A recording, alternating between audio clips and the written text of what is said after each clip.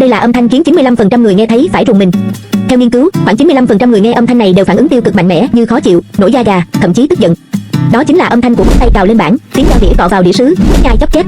Và vì sao bạn lại khó chịu? Câu trả lời là những âm thanh đó thường có tần số từ 2.000, 5.000 Hz, đúng vào khoảng mà tai người nhạy cảm nhất. Đây cũng là dải tần mà não bộ diễn giải là âm thanh cảnh báo, có thể kích hoạt phản xạ phòng vệ. Nói cách khác, não bạn tưởng đó là dấu hiệu của đe dọa và lập tức phát tín hiệu chạy đi, khiến tim đập nhanh, cơ bắp co lại và da bạn nổi hết gai lên. Chưa dừng lại ở đó, vùng hạch hạnh nhân amygdala nơi điều khiển cảm xúc sợ hãi cũng bị kích hoạt mạnh mẽ, khiến bạn vừa khó chịu vừa không kiểm soát được cảm giác đó.